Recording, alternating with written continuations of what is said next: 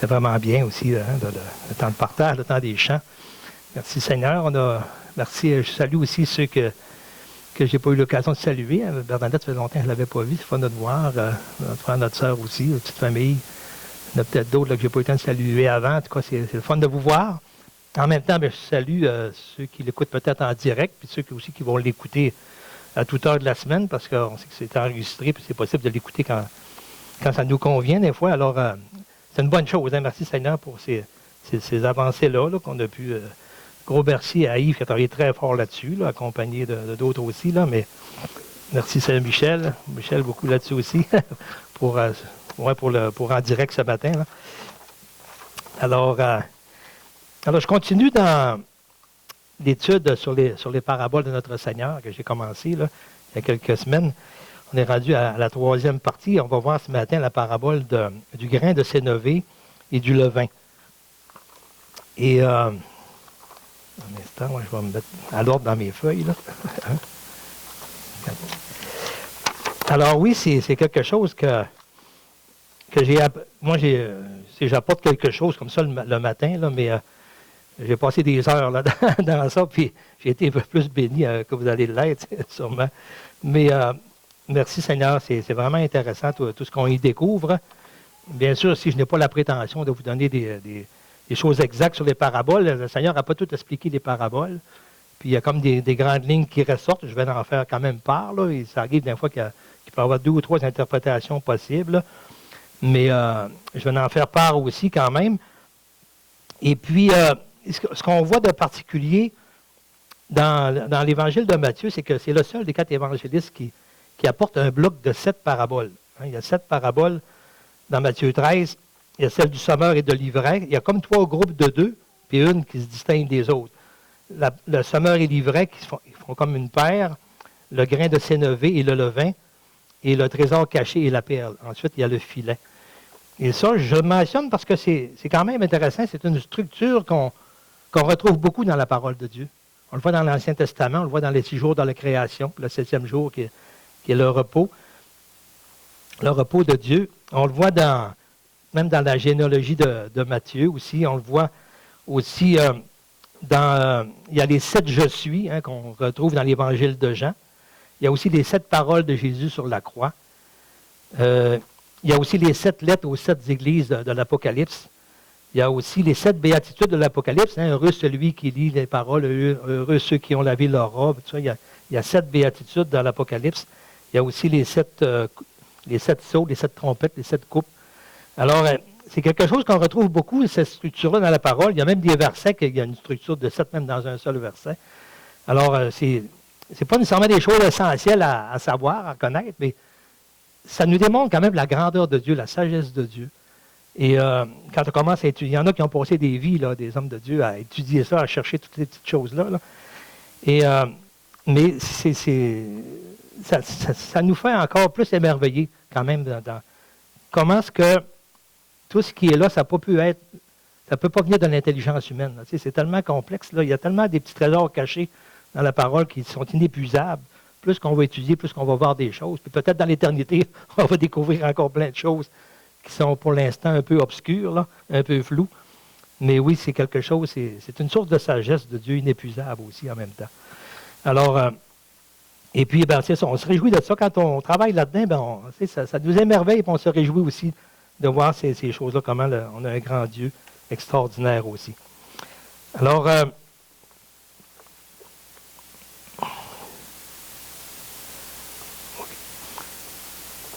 bon, on va lire ensemble.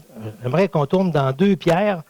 On va le voir ici à l'écran. 2 Pierre, chapitre 1, le verset 16 à 21. Pour voir justement, par rapport à ce que je viens de dire, c'est que la parole de Dieu, c'est pas quelque chose qui... toutes les écritures qu'on a, là, ça ne peut pas venir de l'intelligence humaine. Et on voit, c'est bien expliqué dans 1 Pierre 1, verset 16 à 21.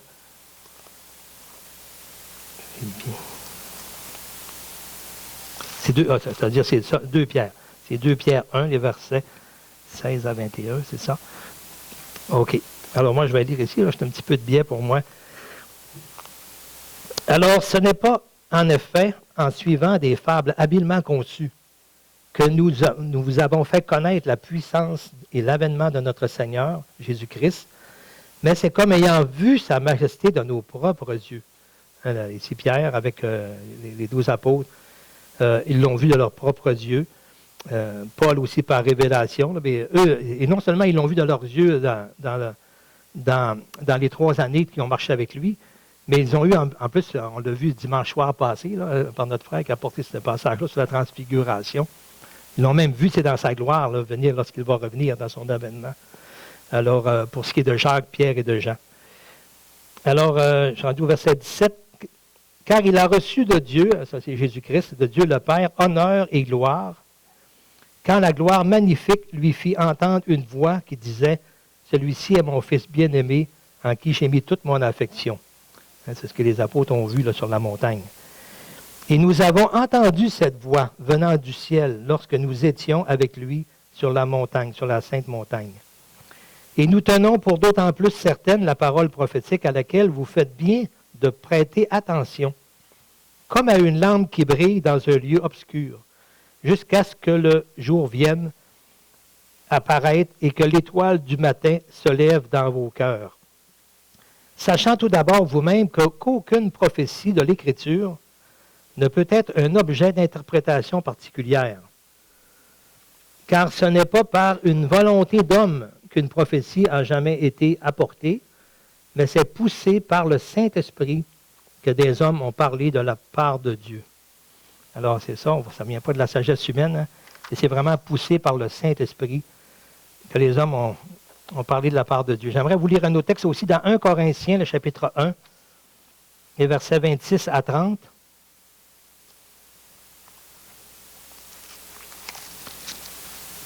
Un passage que je cite souvent parce que j'aime tellement ce passage-là. C'est un passage qui est encourageant et qui est réconfortant pour chacun de nous. Tu sais, des fois, on se trouve pas mal ordinaire souvent, puis on se dit « Ah, Seigneur, comment ça se fait que on ne se sent pas digne, on ne se sent pas capable souvent de rien faire. » Mais tu sais, le Seigneur, on voit qu'il a choisi les choses ainsi. Alors, à partir du verset 26, « Considérez, frères, que parmi vous qui avez été appelés, il n'y a ni beaucoup de sages selon la chair, ni beaucoup de puissants, ni beaucoup de nobles. » Il y en a eu quand même, mais il n'y en a pas beaucoup. « Mais Dieu a choisi les choses folles du monde pour confondre les sages. Dieu a choisi les choses faibles du monde pour confondre les fortes. Et Dieu a choisi les choses viles du monde et celles qu'on méprise même, celles qui ne sont point, pour réduire à néant celles qui sont. Pourquoi? Afin que nulle chair ne se glorifie devant Dieu. Or, c'est par lui que vous êtes en Jésus-Christ, lequel, de par Dieu, a été fait pour nous sagesse, justice, sanctification et rédemption, afin, comme il est écrit, que celui qui se glorifie dans le Seigneur. Alors, on voit que, la parole, tout ça, c'est pas seulement relié, mettons, à la sanctification, au salut, à la justice, mais aussi la sagesse. Hein. Il a été fait pour nous sagesse, justice, sanctification et rédemption. Et si on lit un petit peu plus loin dans le chapitre 2, les versets 4 et 5, l'apôtre Paul, peut-être même à partir du verset 3, « Moi-même, j'étais auprès de vous dans un état de faiblesse, de crainte et de grand tremblement. » C'est des personnes comme nous, là, les apôtres, les disciples du Seigneur, ceux qui ont été choisis comme prophètes. C'était des personnes comme nous. Et il dit, devant Dieu, là, devant la sainteté, la grandeur de Dieu, là, Paul il dit, moi, j'étais comme un état de tremblement, de crainte, une crainte respectueuse vraiment de Dieu. Et il dit, ma parole et ma prédication ne reposaient pas sur les discours persuasifs de la sagesse, mais sur une démonstration d'esprit et de puissance, afin que votre foi fût fondée non sur la sagesse des hommes, mais sur la puissance de Dieu. Alors c'est ça, on voit vraiment que c'est la parole de Dieu, là, c'est grand, c'est extraordinaire, parce que c'est sûr, hein, Dieu est grand, il est infini dans sa sagesse, et c'est quelque chose qui... peu importe qui on est, là, le Seigneur, c'est là qu'on voit que le Seigneur nous confie un trésor qui est grand, là, à comparer de ce qu'on est.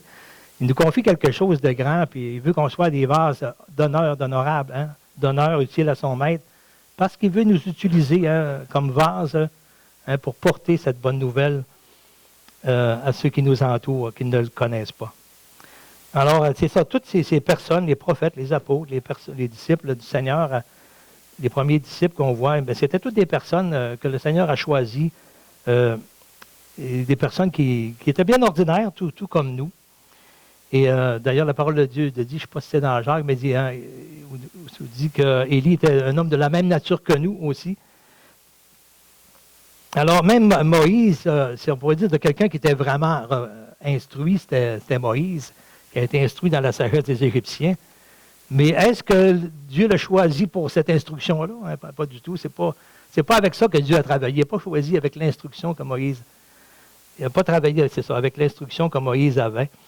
Il y a des commentateurs qui disent que Moïse ça lui a pris 40 ans à penser qu'il était quelqu'un. Il a pris un autre 40 ans à réaliser qu'il n'était rien. Puis un autre 40 ans à voir qu'est-ce que Dieu peut faire avec quelqu'un qui n'est rien.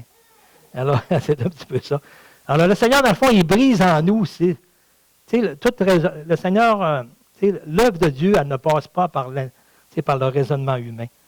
Et c'est ça qui est merveilleux. Et puis, le Seigneur, souvent, dans ses serviteurs, il va les briser pour que vraiment, il soit soumis à lui, à sa volonté, à sa parole, à ses desseins à lui, à la manière dont il veut aussi les accomplir, le Seigneur, ses desseins.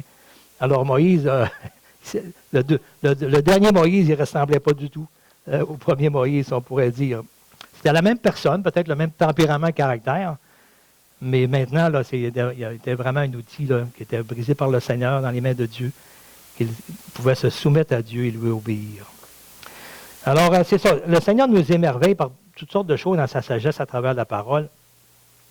Mais ça, je ne l'ai pas mentionné ici, mais dans Luc 10, 20, lorsque Jésus a envoyé ses disciples partout dans les villages pour annoncer la bonne nouvelle, là, quand ils sont revenus, là, on voit qu'ils étaient tous excités. On voit ça dans Matthieu 10, c'est ça. Et puis, ils étaient tous excités de cela. Puis, il dit, on voyait Satan, il était tout émerveillé de voir que même Satan était comme soumis à eux. On voit que par ça qu'ils ont eu l'opposition, ça veut dire que le diable, là, ils sont allés pour annoncer l'Évangile, mais on voit que le diable a tout essayé pour les bloquer, pour les arrêter, mais ils ont vu comment est-ce que Dieu, lui, était supérieur à ça, comment le Seigneur était avec eux, puis comment il s'est fait toutes sortes de belles choses, des miracles. Et Jésus va leur dire, Jésus était heureux de cela aussi, il dit, je voyais Satan tomber du ciel comme un éclair. Mais il dit, réjouissez-vous de ce que vos noms sont écrits dans les cieux, hein, dans le livre de vie. C'est ça qui est notre principale richesse. Et peu importe qui on est dans le Seigneur, il y a toutes sortes de personnalités. Puis le Seigneur rencontre tous les besoins de chacun, tous les types de personnalités. Tout à l'heure, on voyait un petit enfant là, qui levait les yeux au ciel, qui priait. Puis, le Seigneur a le pouvoir de même toucher un enfant là, lorsqu'il atteint un âge de pouvoir discerner le bien et le mal. Eh bien, le Seigneur peut toucher. Le Seigneur touche chaque personne à sa façon, à sa manière. Et puis, mais même ceux qui sont plus intellectuels puis qui cherchent toutes sortes de choses, eh bien, le Seigneur les bénit aussi. Il rejoint toutes ces choses-là. Mais surtout, hein, ce qui est important, c'est que nos noms soient écrits dans les cieux. Se réjouir de cela. Ça, c'est notre grande joie. Alors, si on revient à nos paraboles, alors, OK, alors dans les paraboles de Matthieu, dans ce groupe de 7 qu'on voit ici, c'est comme les grandes lignes du développement de l'Évangile du royaume entre les deux avènements. Le premier avènement du Seigneur, aller jusqu'à son retour comme roi. C'est comme les grandes lignes qu'on va voir dans ces 7 paraboles-là, du développement, les principes, là, comment ça va se dérouler, les principes généraux, si on pourrait dire. Mais par contre, dans les autres paraboles, on va voir que c'est plus détaillé. Ça touche plus le côté individuel de chaque personne, de sa relation avec Dieu et l'individu, comme par exemple la brebis perdue, le bon samaritain, le riche insensé, le juge inique, le fils prodigue, l'homme, l'économe infidèle, le serviteur impitoyable. On voit que là, le Seigneur, il va ramener toutes sortes de détails dans les autres paraboles. Mais ici, c'est comme un bloc là, pour montrer une première idée générale là, du développement de l'Église, de l'Évangile, du royaume entre les deux, jusqu'au retour du Seigneur, entre les deux avènements. Alors, on va voir plus précisément, c'est ça dans les autres paraboles, dans ceux-là aussi, mais on va voir aussi la souveraineté de Dieu, sa sainteté, son amour, son autorité, en même temps sa miséricorde aussi, sa bonté envers les pécheurs perdus. Sa grâce et sa compassion là, qui sont démontrées vraiment, sa justice aussi. Alors, on va voir tout cela à travers ces paraboles-là. Puis en même temps, on va voir aussi la réponse de l'homme en réponse à cette grâce-là, à cette bonté qui leur est offerte gratuitement par le Seigneur qui est mort sur la croix pour nous. Alors, on va voir cette réponse de l'homme qu'il est redevable aussi à cette bonté. Et on va voir que les conséquences, ils sont éternelles. Ils sont grandes, les conséquences. Là. À ceux qui l'ont accepté, qui ont cru, qui l'ont reçu, eh bien, on voit que c'est la vie éternelle.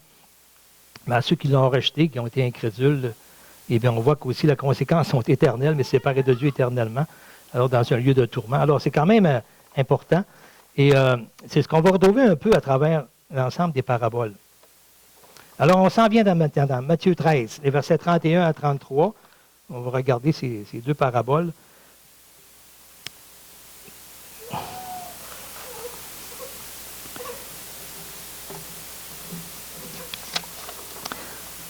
Alors, il leur proposa une autre parabole. Et il dit, « Le royaume des cieux est semblable à un grain de sénévé qu'un homme a pris et semé dans son champ.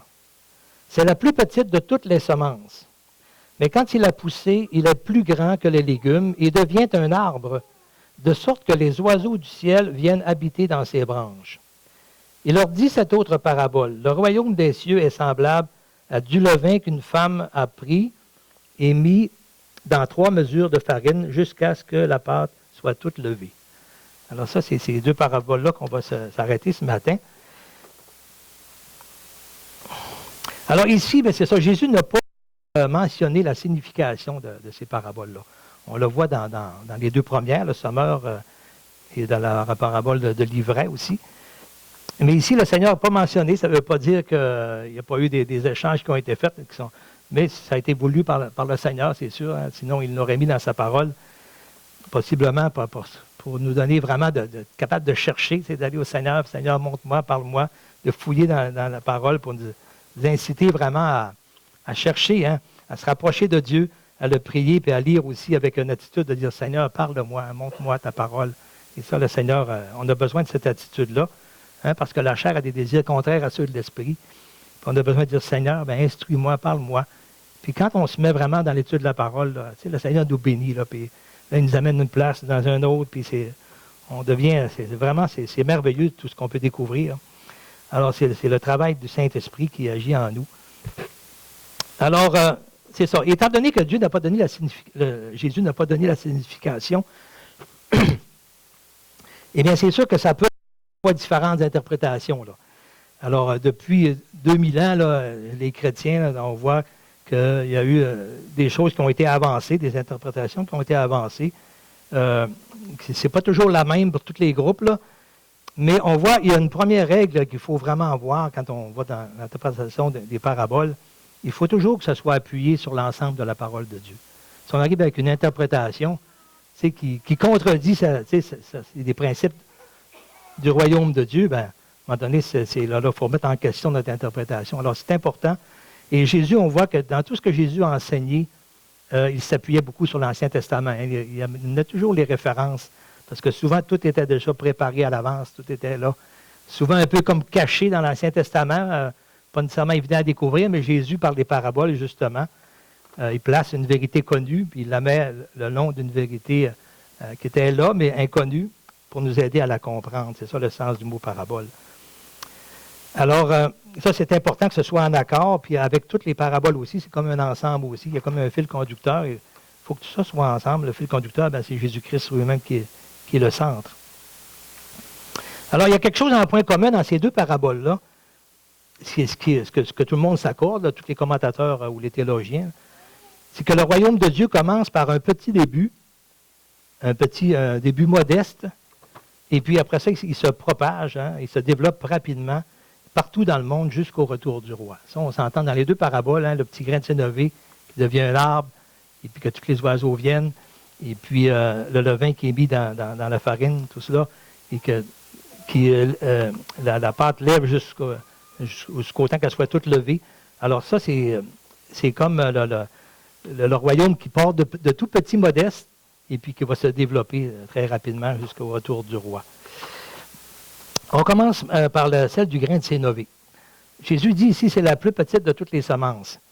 Ça a amené certaines controverses parce que scientifiquement, il y en a d'autres des plus petites que ça.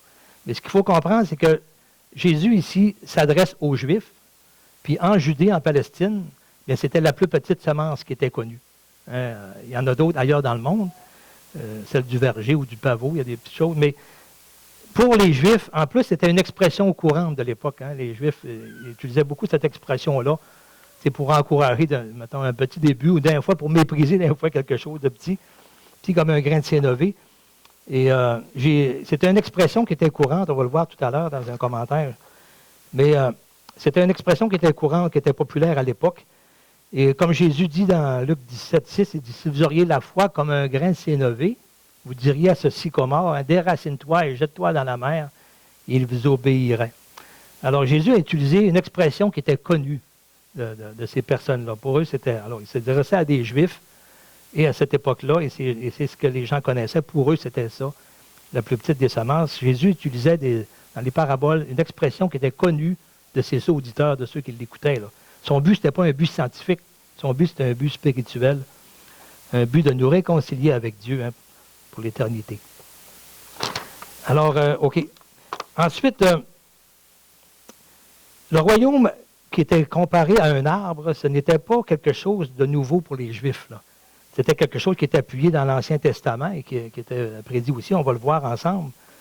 Alors, dans Daniel chapitre 4, les versets 20 à 26, on va le voir, c'est des passages quand même que les Juifs connaissaient, là. Et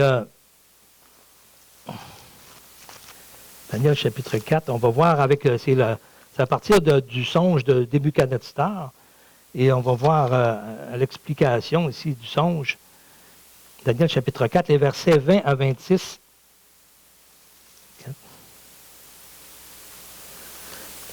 Alors, il dit, l'arbre que tu as vu, qui était devenu grand et fort, dont la cime s'élevait jusqu'aux cieux, et qu'on voyait de tous les points de la terre, cet arbre dont le feuillage était beau et les fruits abondants, qui portait de la nourriture pour tous, sous lequel s'abritaient les bêtes des champs, et parmi les branches duquel des oiseaux du ciel faisaient leur demeure, c'est toi, ô roi, le roi Nebuchadnezzar, qui est devenu grand et fort, dont la grandeur s'est accrue et s'est élevée jusqu'aux cieux, et dont la domination s'étend jusqu'aux extrémités de la terre.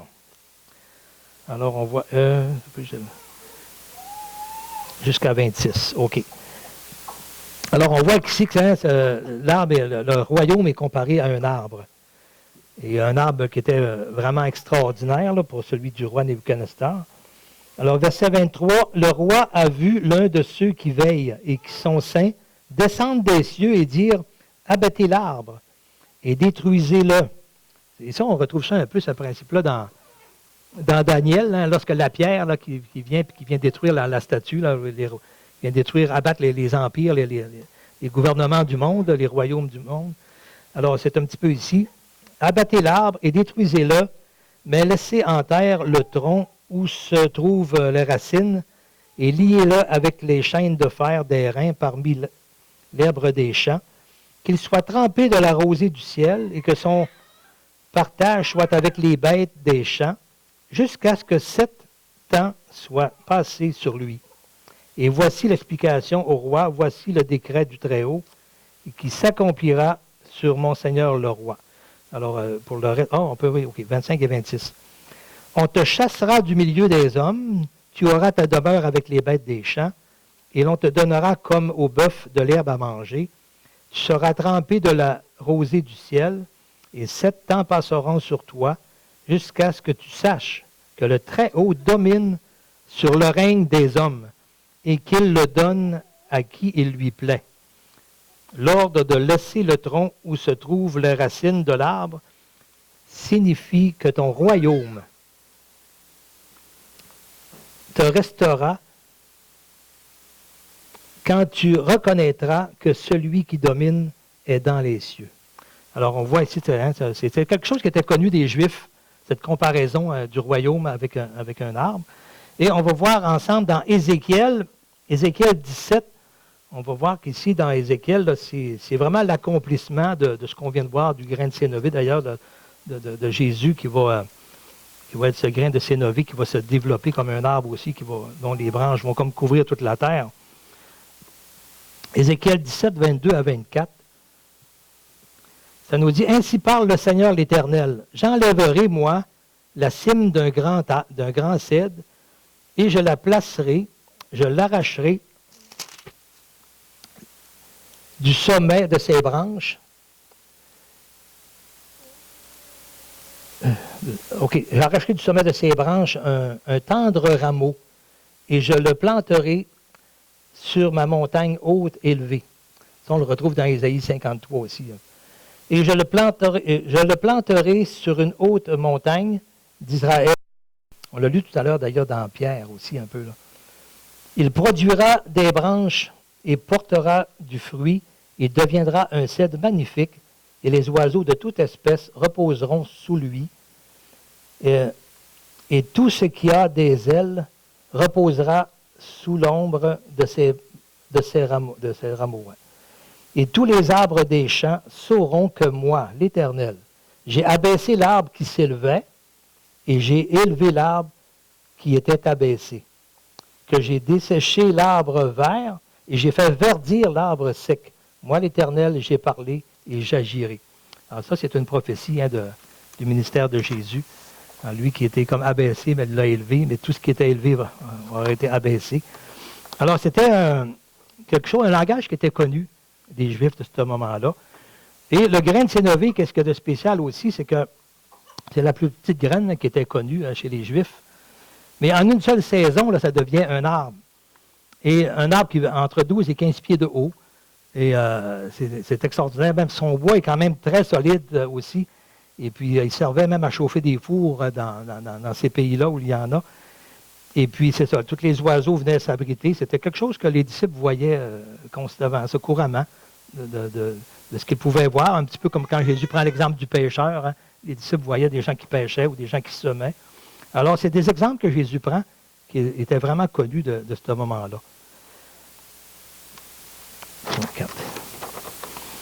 Alors, Jésus est à la fois le grain de sénévé, il est à la fois aussi celui qui le sème. Hein. Parce que Jésus, on va le voir tout à l'heure dans Ésaïe 53, là. Jésus, il s'est donné lui-même aussi. On n'a pas pris, quand il dit sur la croix, il dit, Père, je remets mon esprit entre tes mains. Il n'y a personne qui pouvait l'ôter, sa vie, Jésus, dans le fond. Là. Il l'a remis volontairement. Il a décidé de donner sa vie, le Seigneur. Il a dit, personne ne peut me l'ôter. C'est lui qui a le pouvoir de la donner ou de la prendre. Et il a vraiment remis, il s'est soumis au Père dans sa volonté du Père. Il a remis volontairement sa vie. Alors, et puis il est ce grain qui est tombé en terre, qui par sa mort sur la croix. Et puis, ce grain-là, une fois que, après cela, ben, ce grain-là a produit cet arbre, là, qui a produit tout ce qu'on voit de toute l'histoire de l'Église depuis ce temps-là. Là.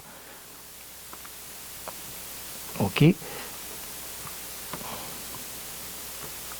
Alors, on voit que c'est un début qui était très, très modeste. Je vais vous lire un petit commentaire ici que j'ai apporté, là, parce que je ne veux pas réinventer la roue. Quand il y a déjà quelque chose d'écrit, mais qui est bien écrit dans des mots qui se comprennent bien, beaucoup mieux que moi je peux l'apporter. Alors, ça dit ici, petit comme un grain de sénévé, était une expression proverbiale parmi les Juifs pour désigner quelque chose de presque imperceptible. Le Seigneur tenait compte du langage populaire dans son enseignement. Tel était le grain de sénévé, tel est son royaume. Que pouvait-il y avoir aux yeux de la chair de moins éclatant que les commencements de ce royaume dans sa personne? Parce que le grain de sénévé, c'est une petite semence, ça démontre que ça commence tout petit, là. C'est vraiment modeste, c'est même caché sous terre au début. Alors, ça nous dit qu'il a vécu dans une contrée méprisée jusqu'à l'âge de 30 ans. Hein, il était à Nazareth, puis c'est Nathanaël qui dit, peut-il vraiment venir quelque chose de bon de Nazareth? Alors, c'était une contrée qui était un peu méprisée.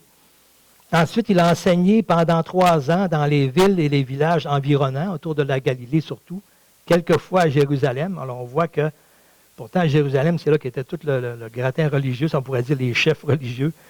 Mais il a demeuré surtout en Galilée. Il a fait quelques disciples, surtout parmi les pauvres et les ignorants. Enfin, tombant entre les mains de ses ennemis, il mourut comme un malfaiteur sur la croix. Tel fut le commencement. Hein? C'est ça, commencer comme un petit grain de sénévé. Son commencement a été très, très petit. Alors, tel fut le commencement du royaume universel de Dieu, bien différent de ceux du monde. Ceux du monde qui ont souvent une fière origine et deviennent à la fin misérables, semblable un peu à la tour de Babel. L'Église a une origine obscure, mais elle se développe rapidement et son couronnement sera glorieux. Ça, c'est vraiment important. Alors, c'est tout le contraire souvent de la pensée humaine. Il en est ainsi du royaume de Dieu dans le monde. Dans chaque cœur, là aussi, la parole de Christ est répandue comme une petite graine de sénévé qui produit ensuite de merveilleux effets. Celle-là, il est vrai, la plus petite de toutes les semences, mais lorsqu'elle a poussé, elle est plus grande que les légumes et devient un arbre, de sorte que les oiseaux du ciel viennent s'abriter dans ses branches. Tout cela était connu des auditeurs de Jésus. Ces paroles sont aussi prophétiques. Dans Ézéchiel, on l'a vu tout à l'heure, on vient de le voir, là. Ézéchiel, annonçant le royaume de Dieu, dit en parlant du tendre rameau que le Seigneur plantera, qu'il produira des branches et fera du fruit. Il deviendra un excellent cèdre, et les oiseaux de tout plumage demeureront sous lui et habiteront sous l'ombre de ses branches. Ces derniers mots annoncent le refuge que les hommes trouveront dans l'Église de Dieu. C'est aussi le sens de notre parabole. Le royaume de Dieu, de Christ, attirera les multitudes par la protection qu'il leur offre. Là, elles trouveront un refuge contre les attaques du monde et contre le pouvoir du diable. Il sera l'arbre de vie dont les feuilles sont pour la guérison et dont le fruit sert de nourriture, comme ce qu'on voit dans Apocalypse 22, hein, dans le millénium. Alors, on voit que l'Église du Seigneur, c'est un endroit où les gens viennent se réfugier souvent aussi. Ça commence souvent comme ça. Les gens viennent souvent à l'Église, souvent parce qu'ils ont des besoins, ils sont en crise dans leur vie, il y a des grosses situations, ça peut être relationnel ou la famille ou la maladie ou la mort, le deuil, ou toutes sortes d'épreuves. Et souvent, les gens viennent parce que l'Église, normalement, apporte du soutien, de l'aide, de l'encouragement, du support. Et les gens viennent d'abord comme cela, un peu comme tous les oiseaux viennent dans les branches. Et puis par la suite, eh bien, il y en a qui vont recevoir l'Évangile à travers tout ça, dans leur cœur, et puis qui vont devenir... Alors l'Église, c'est un petit peu comme ça que le Seigneur dit que ça va fonctionner. Il y a des interprètes qui disaient que parce que les oiseaux, dans la première parabole du semeur, étaient comme le malin qui venait enlever la semence, là, ils pensaient que c'était encore la même chose, là, mais ici, on voit que ce n'est pas le même contexte. Ici, on voit que c'est tous les êtres humains de toutes les races, de toutes les nations, hein, qui viennent dans l'Église se réfugier, venir chercher cette protection-là. Et bien sûr, recevoir aussi la parole de vie, hein, que le Seigneur va apporter par sa parole. Alors, je continue. Il faut voir ce que je suis rendu. Alors, c'est ça. L'Église est sortie de ce grain. Hein, dans Éphésiens, on voit beaucoup en lui. L'Église est comme sortie de ce grain et s'est répandue par toute la terre, et sa fin sera glorieuse. Maintenant, on va aller dans la parabole du levain. Je ne pense pas trop. La parabole du levain, alors on va la relire dans Matthieu 13 ici, verset 33. Il leur dit cette autre parabole, « Le royaume des cieux est semblable à du levain qu'une femme a pris et mis dans 3 mesures de farine, jusqu'à ce que la pâte soit toute levée. » Ici, dans cette parabole, c'est sûr que ça a situé beaucoup de difficultés, hein, ou même de controverses, surtout à cause du sens du mot levain. On sait que dans la parole de Dieu, le mot levain est utilisé pour quelque chose qui montre la méchanceté ou la malice ou la corruption, qu'on doit éviter, qu'on ne doit pas avoir. Et puis, sur cette base-là, bien, plusieurs personnes à travers tout le monde chrétien, si on pourrait dire, ou le monde croyant, ou le monde de tous ceux qui étudient ces paraboles, là, certains sont d'avis que le levain est la corruption dans l'Église apostate qui va se propager jusqu'au retour du roi, au retour du Seigneur. Alors, certains le voient comme cela en partant du fait qu'ils identifient le levain comme étant la malice, la corruption, l'hypocrisie, ces choses-là. Et ici, bien, c'est quelque chose qui est partagé parce que pour d'autres personnes, ça crée un problème. Parce qu'ici, on voit que c'est la parabole du royaume. C'est la parabole du royaume des cieux. Alors, s'il s'agit de la parabole du royaume des cieux, il ne peut pas s'agir en même temps d'un autre royaume, de la parabole d'un autre royaume, du royaume du mal. Jésus, d'ailleurs, dans les deux premières, a déjà quand même montré comme il faut toute l'opposition que les disciples, que l'Église va rencontrer par rapport au malin. On le voit beaucoup dans la parole de l'ivraie, même dans la première parabole. Alors ici, il semble, surtout avec le grain de sénévé, que le Seigneur veut comme amener un encouragement maintenant à ses disciples. Là. Et un encouragement, puis que même s'il y a de l'opposition, tout ça, là, que vous allez voir, il y a une puissance dans l'Évangile, vous allez aller de l'avant, vous allez surmonter toute cette opposition-là. Alors, on voit plus qu'il semble y avoir comme un encouragement qui est donné à ses disciples dans ces deux paraboles-là. Et puis, est-ce que le levain doit nécessairement être toujours associé au mal?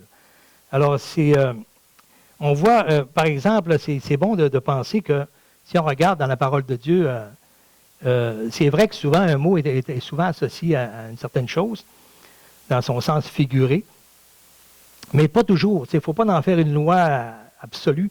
Par exemple, le lion, le diable est comparé à un lion, puis Jésus aussi est comparé à un lion. Sauf qu'il y a une différence dans les deux. On voit dans 1 Pierre 5,8, on dit que le diable rôde rugissant pour chercher quel poil va dévorer. Le diable est associé au lion dans le sens de sa férocité, qu'il est rusé, qu'il veut détruire, dévorer. Tandis que Jésus est associé à le lion de Juda, il est associé à la noblesse du lion, sa royauté, sa puissance, comme le roi des animaux.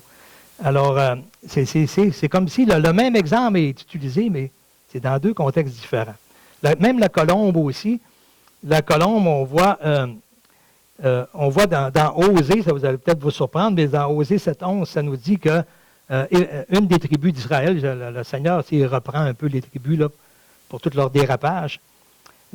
Et puis il dit, Éphraïm était comme une stupide colombe, une colombe stupide qui n'écoute pas. Alors, ici, tu vois dans Osée, mais pourtant dans Matthieu 10.6, le Seigneur dit, soyez simples comme des colombes. Puis on voit dans Jean 1 où Dieu avait averti Jean, il dit que tu vas voir celui sur qui tu vas voir descendre l'Esprit. Il l'a vu descendre l'Esprit comme une colombe. Alors on voit que ça ne veut pas dire qu'un mot est toujours utilisé de la même manière à travers toutes les Écritures. Alors sur ce principe-là, je m'en viens vraiment vers la fin. Là. Alors selon d'autres commentateurs, le levain a aussi de bonnes propriétés, aussi des propriétés favorables. C'est sûr que si on le prend, parce que souvent dans les paraboles, le Seigneur commence avec un exemple qui est connu d'une façon littérale, puis il la met à côté d'une vérité qu'on ne connaissait pas encore sur le royaume de Dieu, puis là, il va apporter un sens figuré. Et si on prend le levain au sens littéral, par exemple, bien c'est quand même, on dit qu'il y a des propriétés, il rend le pain plus léger, plus savoureux, plus nourrissant et même plus sain, parfois. Alors, il y a quand même des propriétés favorables. Alors, selon certains commentateurs, peut-être que le Seigneur a utilisé le levain ici dans ce sens-là. Ils disent, par exemple, bon, OK, pris dans ce sens, on pourrait voir dans cette parabole une prophétie de la diffusion de l'Évangile et non de la diffusion de la corruption. Parce que dans la première partie, c'est comme si c'est une parabole de la diffusion de la corruption. Le levain, c'est tout de suite là, c'est pas correct. Et puis alors, tout le reste du passage, là, ça amène ça que la femme qui le prend, ben, automatiquement, c'est l'Église apostate. Mais ici, ben, c'est ça, dans cette haute interprétation, c'est ça, là, ça serait vu comme peut-être l'élément favorable qui est dans le levain, du fait que un levain, ça ne se voit pas, c'est mis dans la pâte, et puis une fois que ça a commencé à faire son effet, c'est plus arrêtable. Hein. Et on voit que le Seigneur aussi, là, lorsqu'il a dit à ses disciples hein, que les portes du séjour des morts ne prévaudront point contre elles, même s'il y a beaucoup d'opposition. Et puis, l'Évangile va se répandre partout, on ne pourra pas l'arrêter. Le malin ne pourra pas l'arrêter. Il va essayer de nuire de toutes sortes de façons, mais il ne pourra pas l'arrêter. Et puis, on voit aussi que le levain travaille de l'intérieur vers l'extérieur. Hein. C'est ce que la parole de Dieu fait. Hein. Elle commence toujours par travailler le cœur, le côté spirituel. Puis après ça, le changement paraît vers l'extérieur, comme ici dans la pâte aussi. Ici, ce que j'aimerais ajouter aussi, alors on voit que Jésus, c'est ça, veut les encourager, parce que ça commence par un petit début, mais la fin va être glorieuse aussi. Ainsi, comme le grain de sénévé est une toute petite semence qui devient un arbre vigoureux, mais le levain aussi est peu de choses en apparence, mais il agit puissamment et on ne peut l'arrêter hein, une fois qu'il est commencé à agir. Comme Christ, il représente celui dont il est dit « Il n'avait ni beauté ni éclat pour attirer les regards ». J'aimerais ça qu'on le lise dans Isaïe 53. Isaïe 53. On ne lira peut-être pas tout le passage, mais c'est quand même intéressant parce que là aussi, on voit ce petit début. Isaïe 53, bien, on sait que ça représente la mort de Christ sur la croix. Et il dit, à partir du verset 1, « Qui a cru à ce qui nous était annoncé? Qui a reconnu le bras de l'Éternel? Il s'est élevé devant lui comme une faible plante, comme un rejeton qui sort d'une terre desséchée. » Le rejeton, on l'a vu dans Ézéchiel tout à l'heure aussi. Hein. Alors, il s'est élevé, c'est ça, comme un rejeton qui sort d'une terre desséchée. Il n'avait ni beauté ni éclat pour attirer les regards, et son aspect n'avait rien pour nous plaire. Ici, on dit que c'est quand même, ça représente Jésus qui était sur la croix. Ça ne veut pas dire que c'est pas qui était laid, là. Ça ne parle pas du côté physique. Ici, ça parle du côté, lorsque Jésus était sur la croix, tout ensanglanté avec la couronne, là, il était présenté comme le roi des Juifs. Il disait, voici le roi des Juifs. Eh bien, comme un roi, là, cette description-là, il n'y avait rien pour nous plaire dans cette description-là, là, dans ce qui était vu là. Alors, il a commencé tout petit, hein, il a commencé vraiment comme méprisé, comme on l'a vu tout à l'heure. Là. Il n'y avait vraiment pas d'éclat, tout au contraire d'un roi. Et c'est pour ça que les gens se sont moqués de lui. Alors, méprisé et abandonné des hommes, homme de douleur et habitué à la souffrance, semblable à celui dont on détourne le visage, nous l'avons dédaigné, nous n'avons fait de lui aucun cas, et cependant, ce sont nos souffrances qu'il a portées, c'est de nos douleurs qu'il s'est chargé, et nous l'avons considéré comme puni, frappé de Dieu et humilié. C'est ça que les chefs religieux ou les Juifs disaient, là. C'est Dieu qui le punit, parce que il le considérait comme un imposteur, un malfaiteur. Mais il est brisé pour nos péchés, brisé pour nos iniquités, et le châtiment qui nous donne la paix est tombé sur lui, et c'est par ses meurtrissures que nous sommes guéris. Nous étions tous errants comme des brebis, et chacun suivait sa propre voie, et l'Éternel a fait retomber sur lui l'iniquité de nous tous. Je vais m'arrêter là pour ce passage-là, mais on voit que c'est le début là, du royaume avec le Seigneur sur la croix, là, ça semblait vraiment pas glorieux. C'est pas du tout ce que s'attendaient les Juifs. Ils pensaient qu'il allait venir avec un coup d'éclat extraordinaire et puis tout anéantir les Romains. Mais le Seigneur, son travail, c'était d'abord de nous réconcilier avec Dieu. Il fallait qu'il vienne payer pour nos péchés. Et il fallait qu'il vienne transformer notre cœur d'abord. Et c'est là qu'était le principal problème, la première chose à faire, à accomplir. Alors Jésus a dit aussi, « Mon royaume n'est pas de ce monde. » Il est venu, on voit que le Seigneur est venu, il était avec Dieu, il était le Créateur, on voit dans Jean 1, et puis il a été fait chair, il est venu parmi nous. Alors, il a dit lui-même, « Mon royaume n'est pas de ce monde. » Comme ici, la femme aussi, on voit que, si on revient à la parabole, je vais juste conclure avec ça, les derniers passages, là. Ça nous dit qu'ici que... pas dans Matthieu 13. Dans Matthieu 13, 33, il dit, « Le royaume des cieux est semblable à du levain qu'une femme a pris. » Alors, tu sais, le levain, il était pas là dans la farine ou dans... C'est quelque chose qu'elle a pris qui vient de l'extérieur, comme Jésus lui-même, le Christ, hein, il vient de la gloire de Dieu, il ne vient pas de ce monde. OK? Alors, et puis, la femme ici, comparée à l'Église, tous s'entendent là-dessus. Et puis, qui sème hein, l'évangile du royaume. Et puis, c'est ça, l'évangile du royaume, ça ne vient pas de la terre, ça ne vient pas de royaume dans lequel on est, hein, mais ça vient du royaume des cieux, ça vient de Dieu. Alors, la femme, c'est ça, la femme a pris le levain et l'a mis dans 3 mesures de farine. C'est ce qui vraiment provient d'ailleurs. C'est ce que l'Église fait avec l'Évangile aussi. Elle a semé la parole du royaume dans l'humanité. C'est ce que l'Église fait. Elle prend la parole du royaume, puis elle la sème dans l'humanité. Dans les 3 mesures de farine, ça, tout le monde s'entend dans les théologiens ou dans les commentateurs que ça représente l'humanité. Le chiffre 3, bien ça, il y a différentes possibilités, mais ce n'est pas nécessairement une affaire absolue, là. Mais il y en a qui pensent que c'est la descendance des 3 fils de Noé, hein, qui ont reparti après le déluge l'humanité sur terre. Alors, ça peut être ça aussi, ou ça peut être lié aussi à la sanctification de l'esprit, de l'âme et du corps aussi. Alors, peu importe qu'on prenne un ou l'autre, là, ça représente quand même l'humanité. Hein, ça représente les hommes. Et la parole de Dieu, la parole du royaume est semée dans les cœurs, dans les personnes. Et à partir de cela, bien, c'est ça. Si elle est reçue, hein, si la parole est reçue, comme on l'a vu dans la parabole du semeur, eh bien, à ce moment-là, elle porte du fruit. Hein, là, on ne peut plus l'arrêter. Alors, c'est une puissance du salut pour quiconque croit. Alors, c'est ça. Le levain agit de l'intérieur vers l'extérieur. C'est ce que la parole de Dieu fait. Elle agit de l'intérieur vers l'extérieur. Et ensuite, jusqu'à ce que toute la pâte soit levée. Alors, on sait que l'Évangile doit être prêché à toutes les nations. Alors viendra la fin. Alors, c'est l'Évangile qui est prêché jusqu'à ce que la pâte soit toute levée, jusqu'à ce que le temps soit venu de Dieu, où ce que l'Évangile a été répandu parmi toutes les nations. Après cela va venir la fin. Alors, je termine avec un dernier verset, Philippiens 1,6. Un passage que je cite souvent parce que j'aime tellement ce passage-là.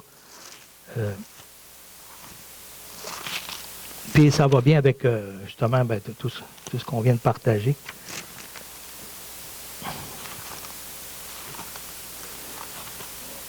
Philippiens 1,6. Il dit, « Je suis persuadé que celui qui a commencé en vous cette bonne œuvre la rendra parfaite pour le jour de Jésus-Christ. » Ça va bien vraiment avec les 2 paraboles. Hein? Je suis persuadé que celui c'est le Seigneur, c'est Jésus-Christ. C'est lui qui a commencé en vous. Hein? C'était quelque chose qui au début ne paraissait pas, là, mais il a commencé à l'intérieur. Hein? Il ne commence pas de l'extérieur, le Seigneur, il commence à l'intérieur, hein, pour nous régénérer, nous sanctifier, nous purifier, nous justifier devant Dieu. Alors, pour faire cette nouvelle naissance, alors je suis persuadé que celui, le Seigneur, qui a commencé en vous cette bonne œuvre, la rendra parfaite pour le jour de Jésus-Christ. Et c'est un peu l'idée des paraboles. C'est un petit commencement modeste, et vous allez voir que la fin va être glorieuse. Alors, c'est ce qu'on retrouve un peu dans ces 2 paraboles-là, cette fin qui est glorieuse. Et puis, l'Évangile, c'est ça, agit de l'intérieur vers l'extérieur, et le résultat final est glorieux. Alors, je termine par cela, et puis je poursuivrai dans les autres paraboles, mais c'est comme je dis, je n'amène pas ça avec aucune prétention, là, mais dans les paraboles, souvent, il y a plusieurs interprétations qui sont apportées, là, mais il y en a qui sont pas parce qu'il y a trop de contradictions avec d'autres passages dans la parole de Dieu. Mais je vais retenir juste celles qui sont un petit peu plus acceptées, là, plus justifiables par rapport à des passages de la parole de Dieu. Alors, on termine par un mot de prière. Seigneur, on te remercie pour ta parole et merci pour cette œuvre extraordinaire que tu as faite dans nos vies, Seigneur, et cet encouragement que tu nous apportes par là, Seigneur, parce que des fois, on trouve qu'il ne s'est pas passé peut-être grand-chose dans nos vies, peut-être aussi, ou que ça ne va pas vite, ou ça ne va pas comme on voudrait. Mais ces paroles sont tellement encourageantes, Seigneur, parce que c'est la même chose pour chacun des croyants, chacun de tes disciples qui t'ont connu, qui t'ont reçu. C'est souvent, c'est ça, un début très modeste. C'est surtout toi, Seigneur, qui t'es abaissé toi-même volontairement pour venir au milieu de nous, des pécheurs perdus, qui étaient rebelles et qui t'avons rejeté, qui t'avons amené sur la croix. Ça, c'est quelque chose d'incroyable aussi, Seigneur, ce comportement. Mais Seigneur, par ta miséricorde, par ta bonté, par ton amour, Seigneur, tu es venu nous réconcilier avec le Père. Tu es venu payer pour nous le prix de ces péchés, Seigneur. Merci, Seigneur, d'avoir déposé cette semence dans nos cœurs pour la recevoir. Merci pour cette foi que tu as mise dans nos cœurs aussi. Merci pour ta parole, pour cette puissance, Seigneur, qui change nos vies. Merci pour l'esprit que tu as déposé en nous aussi, pour nous secourir, Seigneur, dans tous nos besoins spirituels, alors que nous ne savons pas toujours ce qui est bien, ce qui est juste, même de demander. Alors merci, Seigneur, de nous diriger. Et merci pour la fin glorieuse qui nous attend, Seigneur. Nous savons que nous avons la vie éternelle avec toi. Nous t'en remercions, Seigneur, et nous savons qu'un jour tu reviendras aussi régner pendant 1000 ans sur cette terre aussi, établir la paix où Satan sera lié. Et vraiment, Seigneur, on verra un royaume qui est vraiment dirigé selon toute la volonté de Dieu et non pas selon les gouvernements des hommes. Alors, merci pour vraiment ces paroles d'encouragement, Seigneur, et que nous puissions être des messagers, Seigneur, pour toi, que nous puissions un peu être comme cet exemple de cet arbre, le sénévé, que les oiseaux viennent s'abriter dans ses branches, et bien que par notre témoignage, notre comportement en tant qu'enfants de Dieu, les gens du dehors s'approchent et viennent chercher refuge, Seigneur, et viennent chercher surtout ta parole, Seigneur, et ton salut.